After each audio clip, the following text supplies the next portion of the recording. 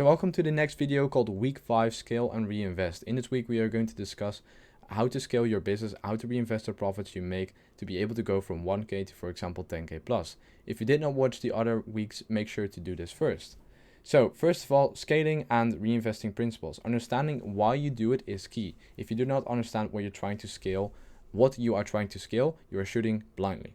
You have to understand what you are missing by being honest with yourself. Ask yourself, what is the one thing that's going wrong in the business right now that if I could change right now, I would do in an instant, right? Typically, it comes down to a few things: lack of traffic, lack of product market fit, lack of systems and processes, or lack of management, either or, right? Or even like targeting the wrong people, but that usually goes hand in hand with product market fit. So lack of traffic, for example, this goes about the traffic you currently have. This can be solved through various ways, but you have to see what suits your business best. Paid traffic, for example, ads, shoutouts, YouTube ads, whatever, right? It's all paid stuff, email marketing, hosting, all sorts of shit. You can do a lot with paid traffic, but you have to see where like your audience is most attracted to, right? And also what you have in your toolbox to be able to get as soon as possible. So for example, if I have two people in my employee in my company working for me that know a lot about paid ads and Google SEO and whatever, and a lot of my target audience search on that point, then yeah, I want to definitely use paid ads or paid traffic. Then free traffic, organic growth, organic marketing, and content marketing.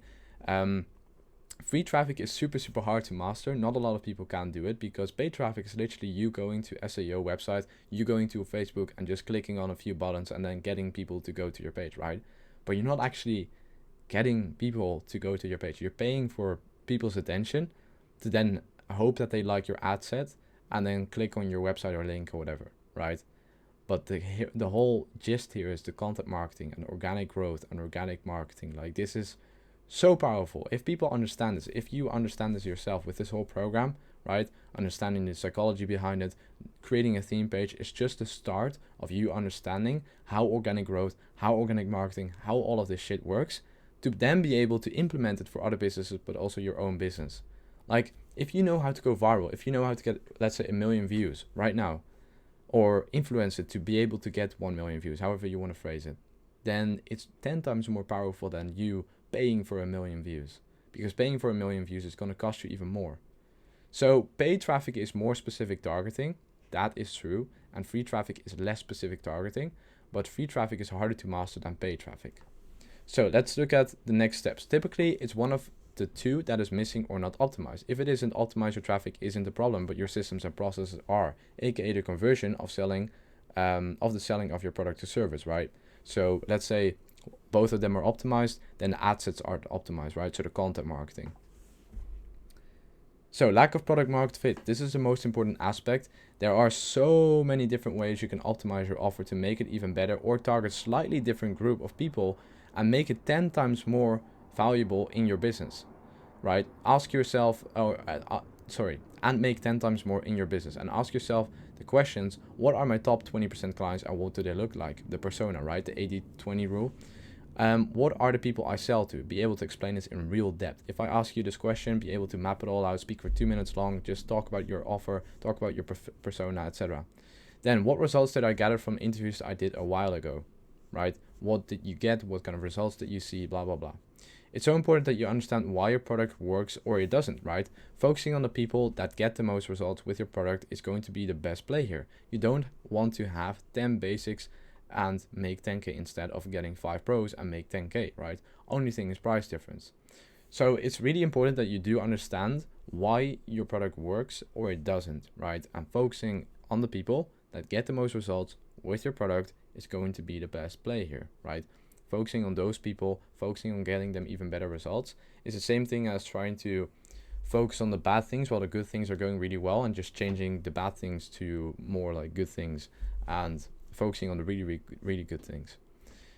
Then price is also an important factor to calculate in here. Typically, a lot of people don't want to increase their prices because they're scared. It comes down to the product market fit, the transformation, and what you can deliver, right? Those three things: product market fit, the transformation, and what you can deliver. If you, for example, change your price from 1k to 10k for an offer that you can help single moms become more stable in life, and the transformation you make is them going from broke till a millionaire, then yeah, you can definitely ask 10K for it, right? So it depends on like the what you can deliver and what transformation you can make and the product market fit, right? So the people you're actually selling to. I'm not gonna sell a 20K program to someone who's completely broke. Doesn't work. So lack of systems and processes. This is also very common where businesses don't have a great back-end system to support what they do on the front end, right? Tracking conversion, tracking revenue, cash collected, when payments are due, and a whole bunch more, right? Systems and processes also come down to a flowchart and knowing how a process works, what kind of steps a client takes, what kind of onboarding they do, and what kind of thing they can expect from you. It's important to map out this out by using tools like Miro, Lucidchart, or Figma. Mapping this out will give you more clarity what steps clients take and how fast they get to the end result, right? Then, lack of management. Lack of management simply comes down to managing the resources, teams, documents, and everything they have. AKA, it's a shithole in that business, and no one wants to touch it because it stinks, right? So managing like the resources, the team, everything, the whole processes, no one wants to manage that, or no one wants to touch it because it stinks. No one has ever managed it. No one has ever done it properly. So the more you delay this, the more you like put this off, the more it's gonna stink, right? Management of files, of team members, of structure, etc. It's so important to create a direction where you're going and going to move towards, but also understanding where you're at right now, right? Understanding both angles. So to kind of summarize it, we basically talked about lack of traffic, lack of product market fit, lack of systems and processes, and lack of management. Let's say your product doesn't sell, your traffic is good, systems and processes are good, and management is good, then yeah, it has to do with your market, right? Like the product market fit. You have to either target different people, position what you do differently, change up the offer, whatever it is, but make it more valuable. And focus on one offer only. That's also a very key thing. Focus on one offer, sell it a bunch, and also understand more about the people you're actually selling to, right? Understand what they lack, what they find super valuable, what they don't, etc. Then, for example, for lack of management can also come down to clients, right? Lack of management in client area. But typically, these are the four most important parts. And yeah, I hope you enjoyed this video module. If you have any questions around like your business, around what's not optimized for you, feel free to drop it in the community so we can like review it together. And I'll see you in the next video module.